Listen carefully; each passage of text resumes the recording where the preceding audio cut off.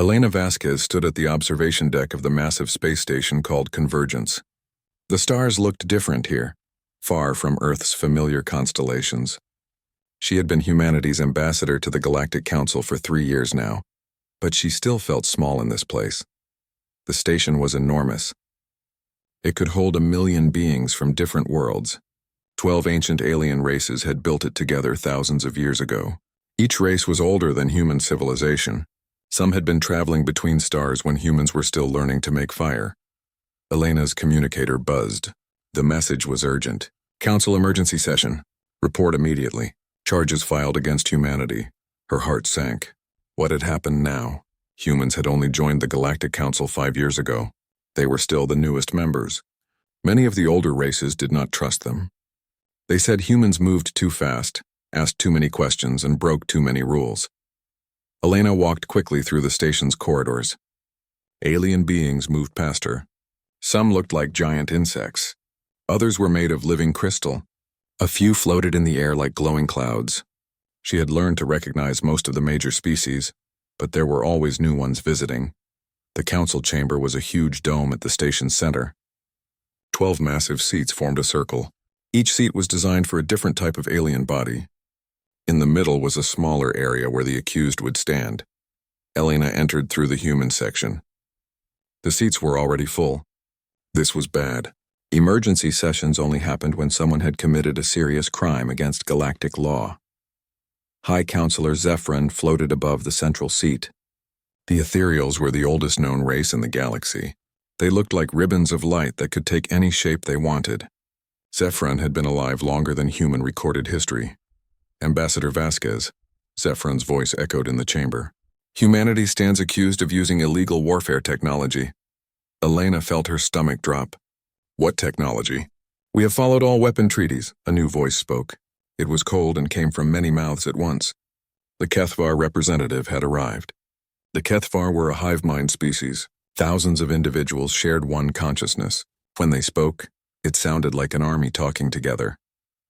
The humans used a hunter MNNode against our peaceful expansion fleet, the Kethvar said. This weapon destroyed our ships and broke our collective mind. It is banned by all galactic laws. Elena had never heard that term before. I don't know what a hunter MNNode is. Can you explain? The chamber fell silent. The other council members looked shocked. Finally, Councillor Vorthak of the Threnody Empire spoke. The Threnody looked like large reptiles covered in metal armor. You claim ignorance of your own super weapon. I claim truth, Elena said firmly. Humanity has no weapon called Hunter MNNode. We don't even know what that word means. The Kethvar hive mind buzzed with anger. 3 solar cycles ago, our expansion fleet approached the human colony world of New Montana. We came in peace to offer the humans a chance to join our collective. 1 human ship attacked us, just 1 ship against our fleet of 500 vessels. Elena remembered the reports. The UES Tenacity had been on patrol when it encountered unknown ships near New Montana. But the report said the aliens had attacked first. That ship used the Hunter MNNode, the Kethvar continued. It fought like a pack of wild beasts. It moved in patterns we could not predict. It struck at our weak points with impossible knowledge. Our entire fleet was destroyed or forced to retreat. Many of our collective minds were damaged by the experience. Councillor Thias of the Crystalline Collective spoke next. The crystals communicated through light patterns that flashed across their bodies. The translation of Hunter MNNode is approximate. In human terms, it means something like pack-hunting death mind or group killer thought. Elena shook her head. We have no such weapon. Our ships carry standard plasma cannons and missile systems. Everything has been inspected and approved by Council weapons inspectors. Then how do you explain the destruction of our fleet? The Kethvar demanded. High Counselor Zephyrin raised a glowing appendage for silence. The matter is serious. If humanity possesses illegal weapons technology, they must be removed from the Council and face military punishment. However, if they speak truth, then we must understand what really happened. I propose a solution, said Councillor Melith of the Peaceful Observers. The observers looked like large blue trees with silver leaves. Let humanity demonstrate this Hunter MNNode before the full Council. If they have it, they must show it. If they do not have it, they must prove that as well. Elena felt trapped. How could she prove humans didn't have a weapon she had never heard of? How can we demonstrate something we don't possess? You will recreate the battle conditions, Zephyron decided. The same human ship and crew that defeated the Kethvar fleet will demonstrate their methods before this council. If they use forbidden technology, we will detect it. If they do not, we will learn the truth. The Kethvar hive mind spoke again. We agree to this test. But the demonstration must be live. Real weapons, real danger. Only then will we see the true hunter MNNode. Elena's blood ran cold. You want our people to fight a real battle as entertainment? We want truth, Zephyron said. The demonstration will be in controlled conditions. Volunteer ships from council fleets will participate. Safety protocols will be in place. But the weapons must be real and the danger must be real. Only then can we observe this mysterious hunter MNNode. Councillor Vorthak leaned forward in his metal armor. The Threnody will provide our finest battlecruiser for the test. Our warriors are eager to face this human superweapon. The Vex High Raider clans will also participate, added another voice. The Vex High were nomadic crystal beings who lived for battle. We have heard rumors of human tactics. We wish to test them. Elena realized she was trapped. If humanity refused the demonstration, they would be expelled from the council and probably attacked. If they agreed, they would have to send a single ship against multiple alien fleets. How long do we have to prepare? She asked. 7 standard days, Zephyron replied. The demonstration will be broadcast across the galaxy. All member species will witness the truth about humanity's hunter MNNode. As the council session ended, Elena walked slowly back to her quarters. She had to contact Earth immediately. Someone needed to explain what had really happened at New Montana, and they had to find Captain Sarah Chen and the crew of the UES Tenacity. In her quarters, Elena opened a quantum communication link to Earth. The delay was only a few seconds, but it felt like hours. Ambassador Vasquez, came the voice of Admiral Morrison, head of Earth Space Command. We've been monitoring the council broadcasts. This is a serious situation. Admiral, I need to know everything about the engagement at New Montana, and I need the Tenacity and her crew here as soon as possible. Elena, there's something you should know, the Admiral said quietly. We've been analyzing that battle for weeks. What Captain Chen and her crew did, it shouldn't have been possible. 1 frigate against 500 ships. But somehow they won. Elena felt a chill. Are you saying we do have some kind of super weapon? No, Admiral Morrison replied. But after studying the battle records, we're starting to think that maybe the weapon is us. Elena sat in the secure conference room aboard Earth's orbital command station. Around the table were Admiral Morrison, General Rodriguez from Earth Defense, and Dr. Sarah Kim, humanity's leading expert on alien psychology. They had been talking for 6 hours trying to understand what happened at New Montana. Show me the battle records again, Elena said. The holographic display activated. It showed the space around New Montana 3 weeks ago. The UES Tenacity appeared as a small blue dot. Around it, hundreds of red dots represented the Kethvar fleet. The Tenacity was on routine patrol, Admiral Morrison explained. Captain Chen was checking shipping lanes when they detected the alien fleet. The aliens were already in orbit around New Montana. What did Captain Chen do first? Elena asked. She tried to make contact, Dr. Kim said, reading from the reports. The Kethvar responded by demanding that all humans on New Montana join their collective mind. When Chen refused, they opened fire. The display showed red dots moving toward the blue dot. Then something strange happened. The blue dot began moving in a pattern that looked almost like a dance. Chen didn't run, Admiral Morrison noted. She moved toward the enemy fleet. But not directly. She curved around them, hit 3 ships, then disappeared behind an asteroid. That's when it gets interesting, General Rodriguez added. Watch what happens next. The Kethvar fleet began chasing the Tenacity.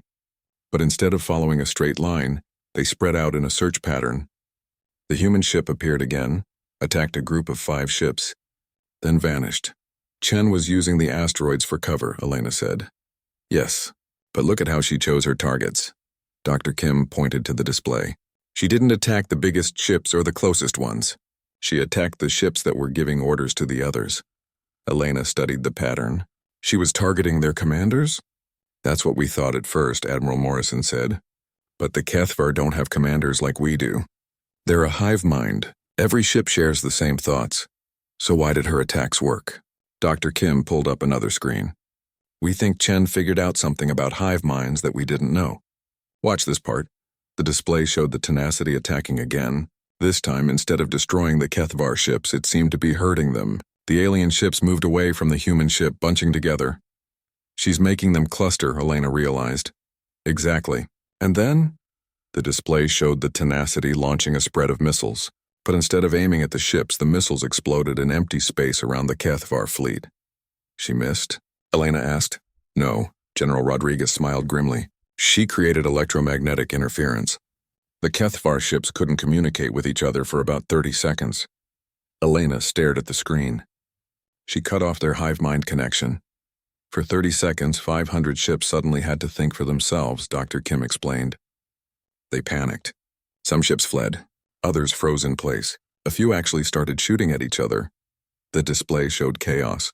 Red dots scattered in all directions. Some collided with asteroids. Others fired randomly into space. When their communications came back online, Captain Chen was already gone, Admiral Morrison said. She had used the confusion to rescue the colonists from New Montana and escape. Elena leaned back in her chair. So we didn't destroy their fleet. We scared them away. The Kethvar retreated, but they left behind 73 damaged ships and filed a formal complaint with the Galactic Council, Dr. Kim said. They claim Chen used some kind of mind weapon against them. But she just used normal tactics, Elena protested. Normal human tactics, Admiral Morrison corrected. Elena, we've been studying this battle for weeks. What Chen did was use pack hunting strategies. She isolated enemy groups, attacked their weak points, and used psychological warfare. Wolves do the same thing when hunting elk, General Rodriguez added. They don't charge straight at the herd. They circle around, pick off stragglers, and use fear to scatter the group. Elena began to understand. The Kethvar have never seen anything like human tactics before. Think about it, Dr. Kim said. Most alien species developed along very specific lines. The Kethvar are a pure hive mind. They think as one unit. The Threnodi are completely hierarchical. Orders come from the top down in rigid chains. The Crystal Collective shares all thoughts equally. But humans are different, Elena said slowly. Humans evolved as pack hunters, Admiral Morrison explained. We can work together like a hive mind when we need to. But we can also think independently. We can follow orders like the Threnodi, but we can also adapt and change plans instantly. Captain Chen was commanding her crew like a wolf pack leader, General Rodriguez said. She gave overall direction, but each crew member could make their own decisions. They worked together, but they also worked as individuals. Elena felt a chill of understanding. The Hunter MNNode, it's not a weapon at all. We think it's their term for human pack coordination, Dr. Kim said. They couldn't understand how one ship could fight like many ships. How each human could think alone but move together. To them it looked like magic or super technology. Where is Captain Chen now? Elena asked. On her way to the convergence station, Admiral Morrison replied. She and her crew should arrive in 4 days. But Elena, we have a problem. What problem? Chen doesn't know why her tactics work so well, General Rodriguez said. To her, she was just doing her job. She used standard human military doctrine. She doesn't understand that what's normal for us is impossible for most alien species. Elena stood up and walked to the window. Earth hung below them, blue and white and beautiful. So we have to prove that our natural way of thinking isn't a super weapon. The Council wants a demonstration, Admiral Morrison said. They want to see Chen and her crew fight again. Against real enemies with real weapons, can they win? Against one enemy type, probably. But the Council is bringing ships from 3 different species. The Kethvar hive mind, the Threnodi military hierarchy, and the Vexhai raider clans. Each one fights completely differently. Elena turned back to the group. What are Chen's chances? Dr. Kim looked uncomfortable. Against all 3 at once. In a real battle? Honestly, it should be impossible. The Tenacity is just 1 frigate. Even with perfect tactics, they'll be outnumbered hundreds to 1. But Elena sensed there was more. But human tactics are designed for impossible odds, General Rodriguez said. Our ancestors survived by hunting animals much bigger and stronger than them. We've always been the underdogs. Admiral Morrison activated another display. Elena, there's something else. We've been analyzing human military history. Every time humans have faced impossible odds, they've found a way to win. Not through superior technology or numbers, but through adaptability. What do you mean? Humans don't just fight like one type of predator, Dr. Kim explained.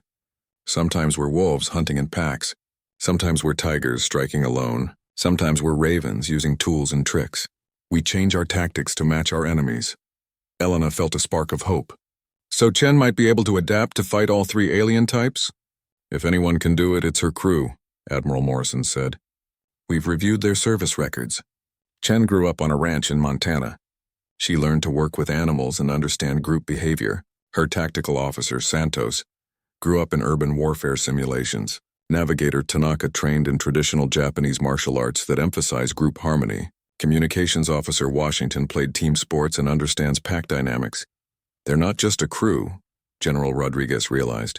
They're a perfect pack. Elena looked at the Earth again. In 4 days, she would have to watch a single human ship fight 3 alien fleets. The future of humanity in the galaxy depended on 5 people who didn't even understand why they were special. Get me everything you can on pack hunting behavior, she said. If we're going to prove that humans aren't dangerous, we need to understand exactly what makes us different. As the meeting ended, Elena wondered if being different was the same as being dangerous. The galaxy was about to find out.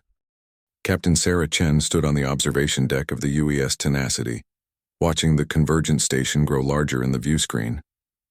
She had been to many strange places in her 15 years of service, but this was different. This time, the entire galaxy would be watching. Captain, her tactical officer Miguel Santos called from his station. We're getting clearance to dock. Bay 77 human section. Thank you, Miguel. Chen turned to look at her crew. They had been together for 3 years now.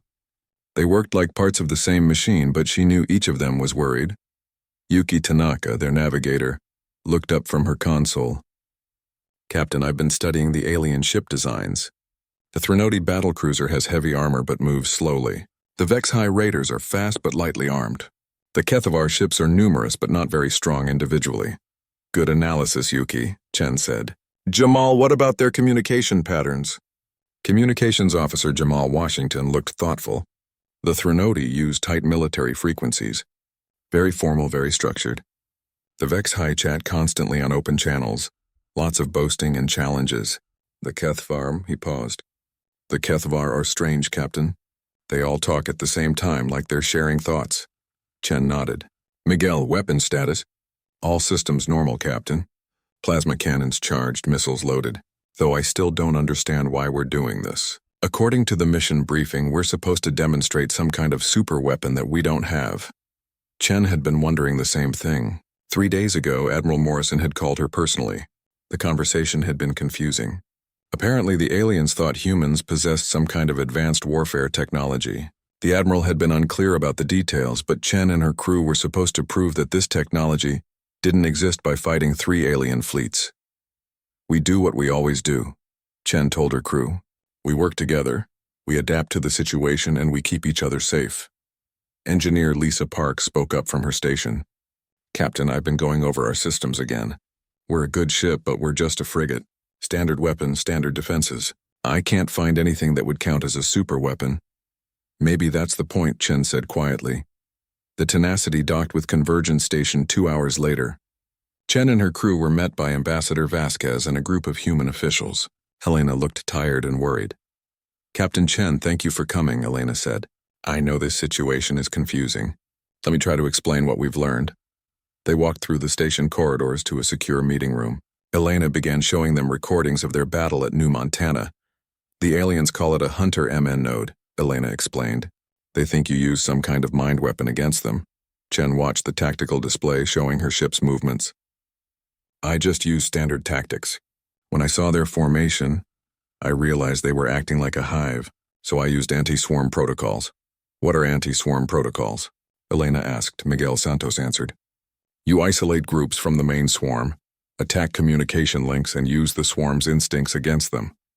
It's basic stuff. We learned it in the academy. But most alien species don't think like that, Elena said. They fight in very specific patterns. The Kethavar always fight as one mind. The Threnody always follow rigid military hierarchy. The Vex-High always charge directly at their enemies. Yuki Tanaka looked puzzled. But that makes them predictable. Why would they limit themselves like that? Because that's how their species evolved, Elena explained. They developed along very specialized lines. But humans evolved as pack hunters. We can adapt our tactics to match any enemy. Chen began to understand. They think our adaptability is a weapon. Exactly. Tomorrow you'll face ships from all three species at once. The Council wants to see how you fight different types of enemies. Jamal Washington leaned forward. Ma'am, will this be a real battle? Elena nodded grimly. Real weapons, real danger. The alien crews are volunteers and there will be safety protocols, but yes. If you lose, the Council will assume you were holding back your superweapon. If you win, she paused. If you win, you'll have to prove you didn't use forbidden technology. Chen looked at her crew. They had faced impossible odds before, but never with the whole galaxy watching. What do we know about the specific ships we'll face? Elena activated another display. The MNNode are sending the battlecruiser Dominion. It's 10 times our size and carries enough firepower to destroy a small moon. The HFY are providing 3 raider ships, fast and aggressive. The HFY will field a fleet of 50 smaller vessels. Miguel Santos whistled softly. 1 frigate against a battlecruiser, 3 raiders, and 50 hive ships. In a fair fight, we'd last about 30 seconds. Then we don't fight fair, Chen said simply. Over the next day, Chen and her crew studied everything they could about their opponents. They watched recordings of alien battles, analyzed ship specifications, and tried to understand how each species thought about warfare. The MNNode always attack in formation, Yuki observed. They never break ranks, even when it would be tactically smart. The HFY love single combat, Jamal added. They'll challenge individual ships to duels even in the middle of a fleet battle. And the HFY coordinate perfectly, Miguel said. But they have trouble adapting when their plans are disrupted. Chen nodded. So we have 3 enemies with 3 different weaknesses. The MNNode are inflexible, the HFY are prideful, and the HFY panic when separated. How do we use that? Lisa asked. Chen stood up and walked to the tactical display. We make them fight each other instead of fighting us. She began sketching out a plan. It was risky and would require perfect timing, but it might work. The key is that we're not trying to destroy them, Chen explained. We just need to prove that we can win without using super weapons. So we use their own natures against them. Elena had been listening quietly. Captain, the Council will be monitoring everything. Your ship systems, your crew's brain patterns, even your tactics. They'll know if you're using any kind of advanced technology. Good, Chen said. That will prove we're just using normal human thinking. The next morning, Chen and her crew prepared for the demonstration. The battle would take place in an asteroid field near Convergence Station. Thousands of ships from across the galaxy had come to watch. As they walked to their ship, Elena pulled Chen aside. Captain, there's something else you should know. This isn't just about proving humans don't have super weapons. The Council is afraid of us. They think humans are too dangerous to remain in galactic civilization. Chen looked surprised. Dangerous? We're one of the youngest species in the galaxy. Most of the others have been traveling in space for thousands of years. That's exactly why they're afraid, Elena said. Humans went from first flight to interstellar travel in less than 200 years. Most species take thousands of years to develop that far. The Council thinks we advanced too quickly. So if we lose today, humanity gets expelled from the Council and probably quarantined to our own solar system, Elena said quietly. If we win too easily, they'll be convinced we have super weapons and might attack Earth directly. Chen felt the weight of responsibility settle on her shoulders. What do they want us to do? Win, but win like humans, Elena said. Show them that we're not dangerous because we have super weapons. Show them that we're only dangerous because we refuse to give up. As Chen boarded the Tenacity, she looked back at Convergence Station. Somewhere inside that massive structure, representatives from 12 ancient civilizations were preparing to judge humanity's fate. All right, crew, she said over the ship's intercom. Time to show the galaxy what humans are made of. The asteroid field stretched for millions of kilometers around Convergence Station. Floating rocks the size of cities drifted slowly through space, creating a maze of hiding places and obstacles. In the center of this field, the UES Tenacity waited alone. Chen sat in her captain's chair, watching the tactical display. Her crew was at their stations, calm and focused. They had done this dance many times before, just never with an audience of billions. Contact, Yuki Tanaka called out. 3 ships approaching from Vector 7. HFY Raiders. 50 ships dropping out of hyperspace at Vector 12, Miguel Santos added. HFY fleet formation. And there's our big friend, Jamal Washington announced as his sensors detected the massive energy signature. MNNode battlecruiser Dominion approaching from Vector 3. Chen studied the positions. The three enemy groups were spread out in a triangle around the asteroid field, with the tenacity in the center. Jamal, are we receiving all their communications? Yes, Captain. The Vexhi are already trash-talking each other and us. The Threnodi are using formal military protocols. The Kethvar, he paused. The Kethvar sound like they're singing together. It's actually kind of beautiful. Any communication directed at us? The Threnodi commander is requesting our surrender. The Vexhi leader wants a single combat duel. The Kethvar are asking us to join their collective mind. Chen smiled. Perfect. They're all acting exactly like we predicted. Yuki, take us toward the Vexhi raiders, but use the asteroids for cover. The tenacity moved forward, weaving between massive floating rocks. On the main screen, Chen could see the sleek Vexhi ships approaching. They were beautiful vessels made of living crystal that sparkled with internal light. The Vexhi leader is hailing us, Jamal reported. He wants to know which of our crew will face him in single combat. Tell him I accept his challenge, Chen said. But by human custom, single combat means ship against ship, not person against person. Miguel Santos looked confused. Captain, that's not actually a human custom. It is now, Chen replied. Jamal, make sure all three enemy groups can hear this conversation. As the tenacity approached the Vexhi raiders, Chen could see the other enemy forces beginning to move. The Kethvar fleet was spreading out in a wide formation, trying to surround the asteroid field. The massive Threnodi battlecruiser was moving slowly but steadily toward the center. Vexhi leader responds, Jamal said. He accepts the ship-to-ship challenge. The other two Vexhi ships are backing off to give us room. Chen nodded. This was exactly what she wanted. Miguel, when I give the word, fire everything we have at the largest asteroid between us and the Threnodi ship. The asteroid, Captain? Not the Vexhi? Trust me. The Vexhi leader's ship moved into position. It was twice the size of the tenacity and covered in weapon ports. Chen waited until both ships were facing each other across a clear stretch of space. Now, Miguel, the tenacity's plasma cannons and missiles struck the massive asteroid with full force. The ancient rock, weakened by millions of years in space, cracked and began to break apart. Huge chunks of stone flew in all directions. The Vexhi ship, focused on its duel with the tenacity, didn't see the danger until too late. A piece of asteroid the size of a building slammed into its crystal hull. The ship spun out of control, its beautiful crystalline structure flickering with damage lights. Vexhi's ship is disabled, Miguel reported. The other two raiders are moving to help. Perfect. Now take us toward the Kethvar fleet. Use the asteroid debris for cover. As the tenacity raced through the field of floating rocks, Chen watched the tactical display. The Kethvar ships were moving together in perfect formation, like a school of fish. The Threnodi battlecruiser was still approaching the center, its heavy armor glowing with shield energy. Captain, Yuki called out, the Kethvar fleet is trying to surround us. They're coordinating their movements perfectly. That's their strength, Chen said, but it's also their weakness. Jamal, can you access the local communication relays? Yes, Captain. The ones built into the asteroids for the mining operations. I want you to create a feedback loop. Every time the Kethvar ships try to communicate with each other, send their own signal back to them with a 3-second delay. Jamal's eyes widened with understanding. That will make them think they're receiving delayed orders from themselves. Exactly. Do it. Jamal's fingers flew over his console. Within seconds, the Kethvar formation began to waver. Ships that had been moving in perfect coordination suddenly started making random course corrections. Some ships stopped completely. Others began flying in circles. Their hive mind is getting confused by the delayed signals, Miguel observed. They can't tell which thoughts are current and which are old.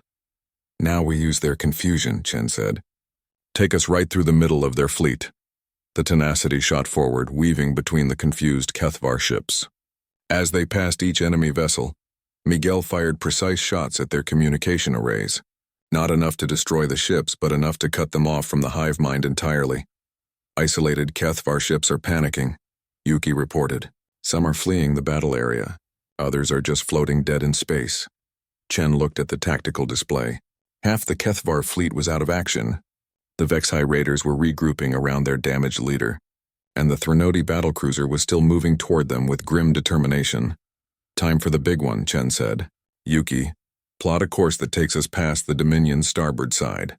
Miguel, prepare our full missile spread, but don't target the ship. What should I target, Captain? Chen smiled. Their pride.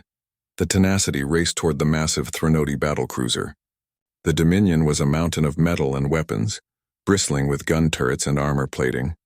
It could have destroyed the human frigate with a single volley. They're hailing us, Jamal reported. The Threnody commander is demanding our immediate surrender.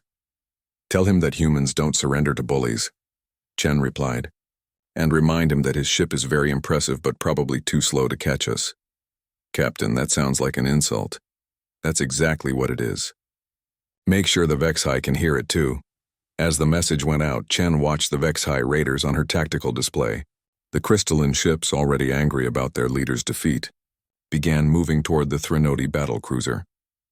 The Vexhai are challenging the Dominion to single combat, Jamal announced with excitement. They're calling the Threnody cowards for using such a large ship. The Threnody commander's response was immediate and angry. Chen couldn't understand the alien language, but the tone was clear. Translation. The Threnody commander says the Vexhai are undisciplined savages who don't understand proper military tactics, Jamal said, trying not to laugh. Now Chen played her final card. As the tenacity approached the Dominion, she had Miguel launch their entire spread of missiles. But instead of aiming at the battlecruiser, the missiles flew past it and exploded in empty space beyond. Captain, we missed by kilometers, Miguel said, confused. No, we didn't. Look at the display. The explosion of the missiles had created a cloud of metallic debris in space. When the Dominion sensors tried to scan through the cloud, they got false readings. The massive ship's targeting systems began locking onto phantom targets. At the same time, the angry Vexhai raiders were closing in on the Threnody battlecruiser. The Dominion's commander, confused by his faulty sensors and insulted by the Vexhai challenges, made a fatal mistake. He opened fire on the Vexhai ships. The Threnody and Vexhai are fighting each other, Yuki announced with amazement. Chen watched as the two alien fleets exchanged fire. The Threnody battlecruiser's heavy weapons were devastating, but the Vexhai raiders were fast and angry. Neither side was paying attention to the small human frigate anymore. What about the remaining Kethvar ships? Miguel asked. Chen looked at the tactical display. The Kethvar ships that still had communication were trying to restore order to their fleet. But every time they regrouped, Jamal sent another delayed signal that confused them again. They're stuck in a loop, she realized. They keep trying to reorganize, but the delayed signals make them think they're always receiving old orders. 20 minutes later, the battle was over. The Vexhai raiders had withdrawn after damaging the Dominion's weapons. The Threnody battlecruiser was limping away with its armor cracked. The Kethvar fleet was scattered across the asteroid field, their ships still trying to figure out which orders were real. The UES Tenacity sat quietly in the center of the battlefield. Completely undamaged, Captain, Jamal said quietly. We're receiving a message from Convergence Station. The Council wants to know how we defeated 3 fleets without firing a shot at any of them. Chen leaned back in her captain's chair. Tell them we used the most advanced human weapon of all. We thought about it. The council chamber was completely silent. Elena Vasquez stood in the center, watching the 12 alien representatives stare at the holographic replay of the battle. For 30 minutes, they had watched a single human ship defeat 3 fleets without destroying a single enemy vessel. High Counselor Zephyron floated above the central seat, ribbons of light pulsing slowly. Finally, the ancient ethereal spoke. We have reviewed all sensor data from the engagement. The human vessel used no prohibited weapons, no advanced technology beyond what was previously inspected and approved. Counselor Vorthak of the Threnody Empire leaned forward in his metal armor. His voice was angry but also confused. Then how did they achieve victory? Our battlecruiser Dominion has never been defeated in single combat. You were not defeated by the humans. The Kethvar hive mind buzzed. You were defeated by your own pride. The humans made you fight the Vexhai instead of fighting them. The Vexhai representative, a tall crystal being named Kexthor, flashed angry red patterns across his body. The Threnody attacked us without honor. We were focused on single combat with the humans when their giant ship opened fire on us. Elena watched the argument begin. This was exactly what Captain Chen had done during the battle. She had made her enemies fight each other instead of fighting her. Counselor Meleth of the Peaceful Observers raised a silver branch for attention. The question remains, how did the humans accomplish this? Their tactics should not have been effective against such different enemy types. Dr. Kim, sitting in the human advisory section, stood up. May I address the council? Zephyron gestured approval. Speak, human scientist. The humans won because they understood something that none of your species considered, Dr. Kim said. They adapted their tactics to match each enemy's psychology. Explain, demanded Counselor Thys of the Crystalline Collective. Against the Vexi, they used the challenge of single combat, but turned it into a trap. Against the Kethvar, they exploited the weakness of hive mind communication. Against the Threnodi, they manipulated military pride and rigid tactical thinking. The Kethvar hive mind spoke together, but how did they know our weaknesses? No species has ever successfully disrupted our collective consciousness before. Elena stood up. Because humans evolved differently than all of you. We learned to hunt as packs, but we also learned to hunt alone. We learned to follow leaders, but also to think for ourselves. We learned to work together, but also to be individuals. Impossible, Vorthak declared. A species cannot be both collective and individual. You must choose one or the other. That's what makes humans unique, Dr. Kim explained. We didn't choose. We evolved to be both. Captain Chen and her crew worked as a perfect team, but each person also made individual decisions. They were like a wolf pack, but also like 5 separate hunters. High Counselor Zephyron pulsed with interest. Show us the neural activity data from the human crew during the battle. A new holographic display appeared. It showed 5 human brain patterns during the engagement. Elena stared at the patterns in amazement. She had never seen anything like them. Each human brain shows independent thought patterns, observed Counselor Thys. But look at the synchronization points. When they needed to coordinate, all 5 minds aligned perfectly, then separated again. This is the Hunter MNNode, the Kethvar hive mind whispered. Not a weapon, but a way of thinking. They think as one when they need to, and think as many when they need to. Counselor Melith's branches rustled with wonder. In all our records of galactic species, we have never seen this combination of traits. Every species develops along specialized lines. Hive minds like the Kethvar, hierarchies like the Threnodi, collective consciousness like our crystalline friends. But humans are generalists, Elena realized. We can think like any other species when we need to. Vorthak's armor clanked as he shifted in his seat. This is why they are dangerous. They can mimic our tactics and turn them against us. Or, said a new voice, this is why they are valuable. Everyone turned to look at Elder Counselor Zerth of the Ancient Archive. The archives were the oldest known species, existing as pure energy within crystalline storage matrices. Zerth rarely spoke, but when he did, everyone listened. In 12 million years of galactic history, Zerth continued, we have seen thousands of species rise and fall. Each develops along a single path. Each becomes perfect at one way of thinking. And each eventually encounters a problem that their specialized thinking cannot solve. The chamber remained silent as the ancient being continued. The Kethvar, perfect collective thought, but struggle with individual initiative. The Threnodi, perfect military discipline, but cannot adapt to unexpected situations. The Vexi, perfect individual combat, but cannot coordinate complex strategies. Elena began to understand what Zerth was saying. But humans, the Elder continued, are not perfect at any one thing. Instead, they are adequate at many things. They can think like any of us when needed, but they are not limited to thinking like only one of us. What are you suggesting? Zephyron asked. I am suggesting that humans may be the first truly adaptive intelligence we have encountered. They are not our enemies. They are our teachers. The Kethvar hive mind buzzed with confusion. Teachers? But they are so young, so primitive. Young, yes, Zerth agreed, but not primitive, different.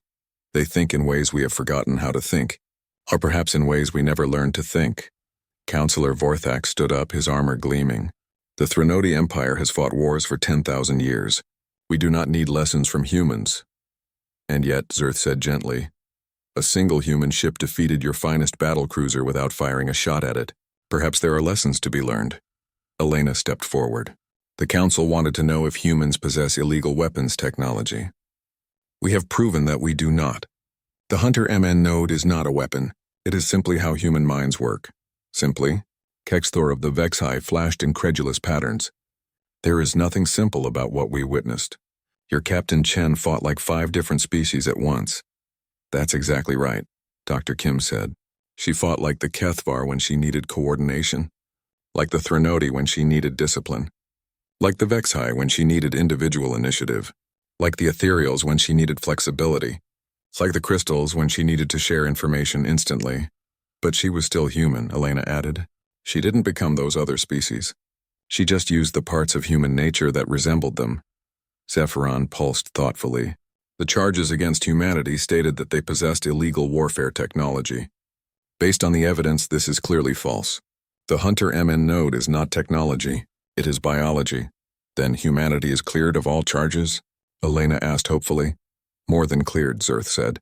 I propose that humanity be granted a special status within the Council. They should become our tactical advisors. The chamber erupted in surprised voices. Several counselors spoke at once, their words overlapping in a dozen different languages. Zephyrin called for order. Explain this proposal, Elder Zerth. For millions of years, the Council has faced conflicts between member species who think too differently to understand each other. Hive minds cannot negotiate with individualists. Military hierarchies cannot coordinate with collective consciousness. We have relied on formal treaties and rigid protocols to keep peace. Elena saw where this was going. But humans could translate between different types of thinking. Exactly, Zerth confirmed. Humans understand how hive minds work because humans can work as hive minds when needed. They understand military hierarchy because they can follow and give orders. They understand individual initiative because each human is an individual. You want humans to be mediators, Counselor Melith realized. I want humans to be bridges, Zerth corrected. Bridges between species who have forgotten how to understand each other. The vote took 3 hours. When it was finished, humanity had not only been cleared of all charges but had been granted a new role in galactic civilization. Humans would establish tactical academies to teach other species about adaptive thinking.